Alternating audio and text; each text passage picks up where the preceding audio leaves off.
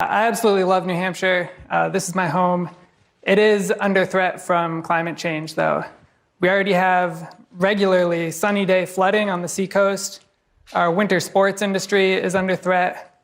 I'm worried that our whole ecosystem will be destabilized within my lifetime. So given that fossil fuel use is the primary driver of climate change, what will you do to phase out fossil fuels as quickly as possible? Well, thank you for the question, Chris. I actually went to high school here in this state. I graduated from Phillips Exeter Academy in 1992, and my first time skiing was here in the state. So when you talk about how transforming climate is actually going to gut some of the tourism industries here in the state, those are actually some of my fondest childhood memories. Climate change is devastating regional economies right here in New Hampshire. When I was in Portsmouth, I saw buildings that were flooding regularly. I saw a shrimping business that was shrinking fast because the warming waters are killing the shrimp.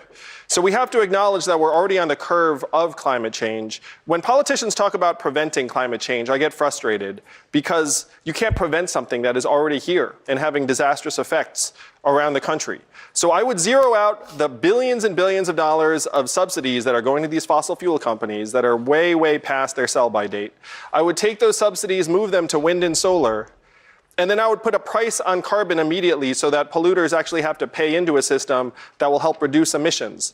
The toughest part of this, Chris, is that the United States of America is only 15% of global emissions. So even if we were to aggressively get our emissions down, you're still going to face a warming planet over time because 85% of emissions are coming from outside our borders. And what's happening in Africa right now is that China is showing up with coal-burning power plants and saying, "What do you think?" And then what is the African government saying in response? Yes, I'll take it, because they don't care about emissions. They just want energy as cheaply as possible. So if we're going to get our arms around this problem in a realistic way, we have to be at that table with the African government saying, do not take this coal-burning power plant, take these solar panels instead, and we will subsidize them to the level where it will be a no-brainer for you. That's the direction we need to go, and that's where I would lead as president. You got two young sons, right? How old are they? Yes, I have two young boys, Christopher and Damien. They're 7 and 4. Okay, so they're going to be dealing with the climate crisis more than our generation. Do you talk to them about it? And if so, how do you do that? I have not talked to them about climate change yet. My kids are kind of oblivious, honestly.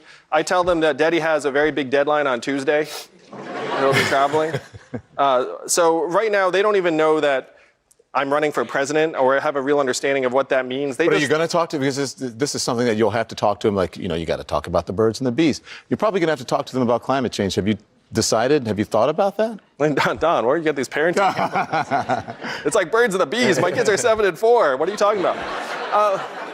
I think at this point, many children will be exposed to lessons about climate change during their school, in elementary school, grade school. But if they don't know by the time they get to a certain age, of course I'll sit down with them and let them know that we have left them a total mess and we are sorry, and Daddy's going to do his best to clean it up for them and every other family in this country. All right.